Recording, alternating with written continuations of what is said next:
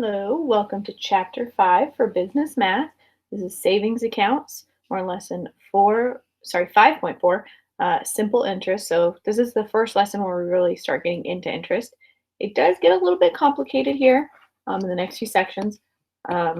This one, we're just calculating, like I said, simple interest. So it's actually kind of the easiest section of the interest ones. So we'll get into that in the next video. As far as kind of moving forward. Make sure you're reading through the chapter, looking at the lesson, what examples do they give you, how do they use the formulas. Especially in these next few sections, it's really going to be important that you're looking at the chapter to see what they're expecting you to do. The worksheet doesn't really explain to you what to do, especially in the next section, 5.5. So this one is,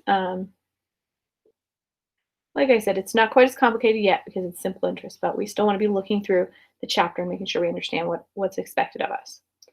All right, so this part up here is just our basic summary. So when you deposit money in a savings account, you are permitting the bank to use the money.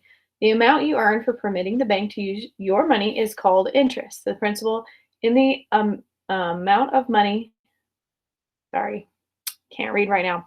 The principal is the amount of money earning interest. The annual interest rate is the percentage of the principal that you earn as interest based on 1 year. Simple interest is the interest paid on the original principal.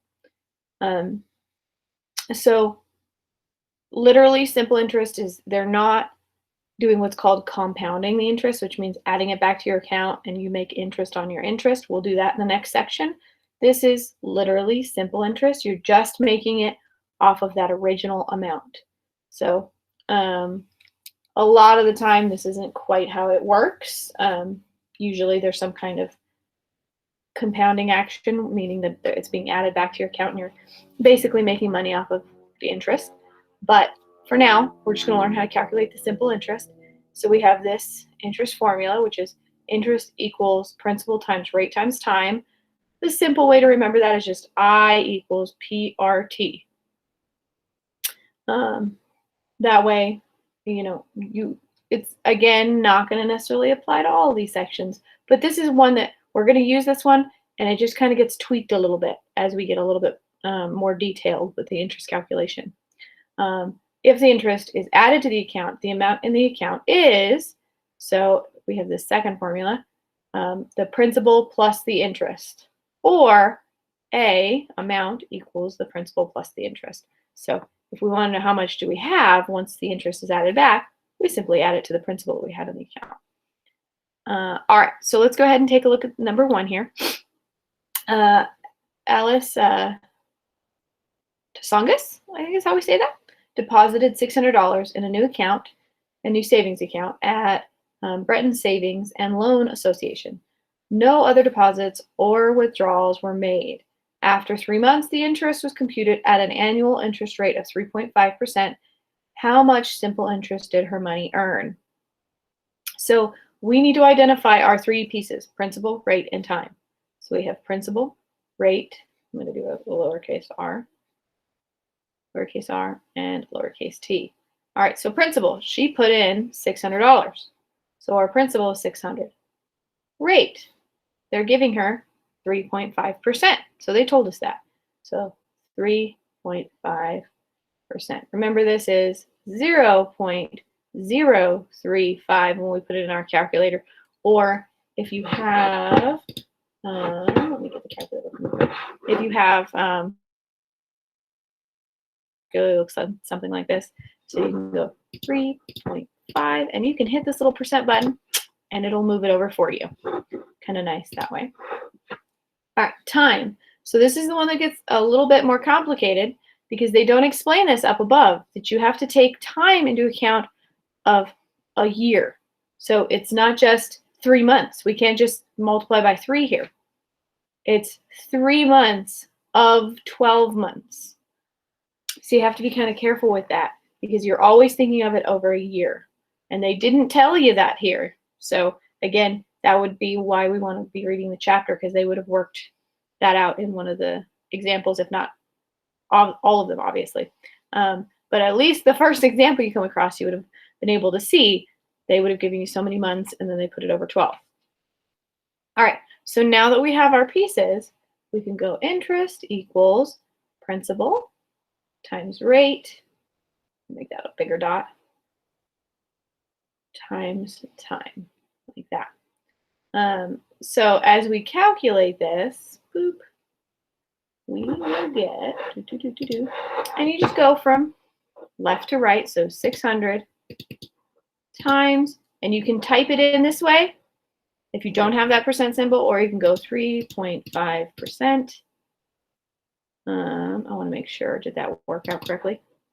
600 times. I'm worried that it grabbed. No, it automatically did the calculation for us. So a lot of the time it'll show it to you, but since I had already hit times, it immediately multiplied the percentage by the 600. That's why it equaled 21 there. So we have 21 times 3 over 12. Remember, a fraction is it's basically two operations in one. You multiply across the top, you divide across the bottom. It literally means multiplication division at the same time. So when we do this, we're just going to multiply 21 times 3, and that gets us 63. So that's multiplication on top. And then I'm going to divide by 12. So interest, sorry, this is kind of getting squished over here, equals $5.25. So that's how much they would make after 3 months at 3.5% interest. Let's see. Looking at the other ones, so very, very similar. On number 2, number 3 is a little different. Let's just take a look at it. I'm not necessarily going to solve this one, but I'll kind of show you what's going on. So we have on February 1st, the balance in your account is $516.81. On July 1st, you deposit $310.90. Your bank pays 6.25% interest. How much interest have you earned on July 1st? So when you calculate this, you're only using the money that was already in there. You haven't deposited this $310 yet. You're depositing it that day. So you want to look at how much interest you have for this amount. And remember, you deposited on February, and we're going all the way to July. So we need to count the number of months there, right? February 1st to March to April to May to June to July, that's 5 months, right? 5 months. And that's going to be for this part A here, because we're going from February, and you didn't make a change until July. And then the second part here, and of course, now you need to go through and calculate it. You have your principal, you have your rate, you have your time. Remember, it's out of 12 months. So don't just multiply by 5. It's 5/12. All right, let's see. The second one, what is the amount in your account on July 1st? So you have your amount that you've had, the principal that you're going to calculate here, the horrible little box, and your new amount. So you have 3 things to add there to make sure that you get all the total amount in your account as of July 1st. And then how much interest have you earned on November 1st? So now we're going from July 1st to November 1st. So June 1st, saying this right, wrong. August, September, October, November. So 4 months, right? So we have, and I'm going to go boop, boop, boop, 4 months. So they're expecting you to find that, figure out how many months there are in between the time you deposited the money and the next date that they give you here. So again, you're going to go through and calculate the interest for this amount that you just totaled. So that's your new principal. You still have the same rate. And then time now is 4 out of 12 months. And then what is the amount in your account? Once you know the interest, you just add the interest. So you add these two together to get this last piece, the principal in your account, plus the interest that you made over that time. So a little different there. They're having you do a couple of different steps. Not super complicated though. Still the same thing, just a couple of steps for that one. All right, let's see. Some bank accounts calculate interest on a daily basis. The daily interest is added to the account at the end of the month. So what they're trying to get the point across here is daily. So now we're not going to be looking at it as 12 months on an annual basis. We're looking at it on a daily basis. So how many days are there in a year? 365. So instead of putting it over 12 like we have been, now we're going to be putting it over 365 so that we see how many days.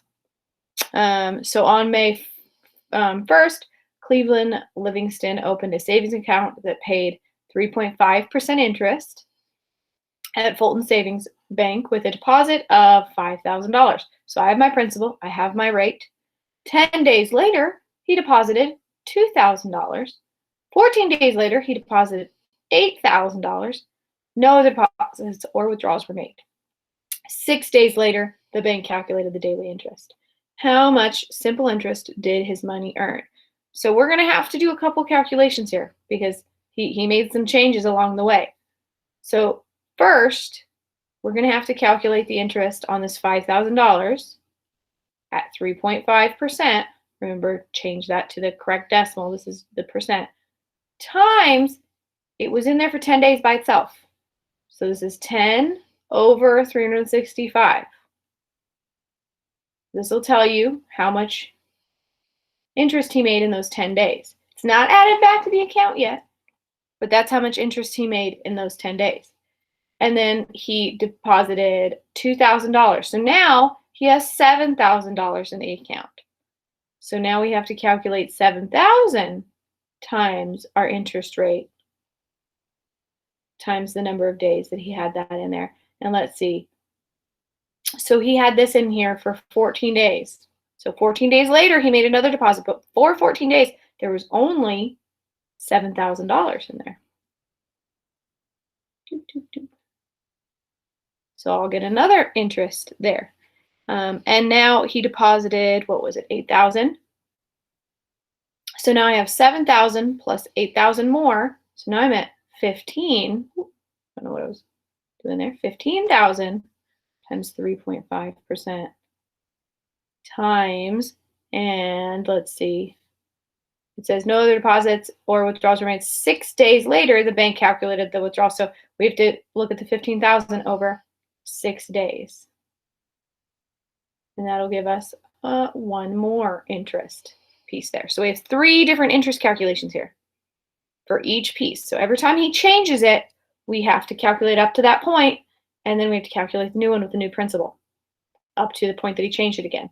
So that's the big piece here with simple interest. That it's going to happen with compound interest as well. If you make changes, the principal's changing. So that's the big piece to pay attention here. Is you have to know how much or when to make those changes. And it's literally if the bank account amount is changing, if you're putting more money in, you're going to be earning more interest. You want to calculate it off the whole principal. So this first answer here, we're just going to add these together. Once we add those 3 pieces together, we'll know how much simple interest his money earned. And then what is the amount in the account at the end of 30 days. So with this one, because we're going from May 1st all the way to the end, so if you add these together, you get 10, 24, 30. So that was 30 days. Adding this together, if you're paying attention to that. So I think they kind of wanted you to go back and make sure that it was 30 days from the first date there.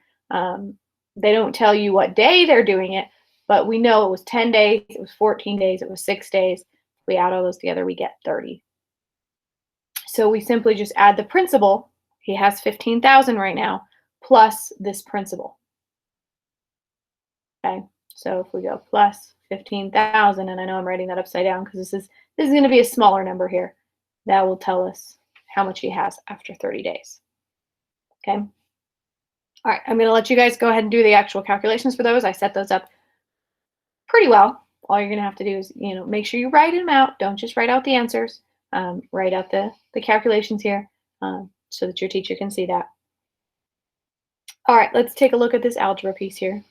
Remember, and I say this on every video, algebra doesn't necessarily mean it's going to be a harder problem. It just means that they want you to take what did we just learn about simple interest and how do we apply it to the situation. A lot of the time, we're missing one of the pieces. We're going to be given the total, and we have to go back and find one of the pieces. So it says how much money must be deposited to earn $200 in simple interest in 6 months at an annual interest rate of 5.5%. So remember, we have P equals, sorry, I'm writing that wrong. Interest equals PRT. I was doing the second one for whatever reason. So principal times rate times time. So we know we want to make $200 in interest. So we want $200 equals, it says how much money must be deposited. So we don't know our principal. That's the piece we're looking for. So we go principal times rate, which is 5.5%. Remember to change that to the correct decimal. And then times, we have our time rate, 6 months. So remember to pay attention to that. It's either months or daily. If they tell you 6 months, that means we're going off the month idea, and we're going to go 6 over 12, like that. So it's half the year.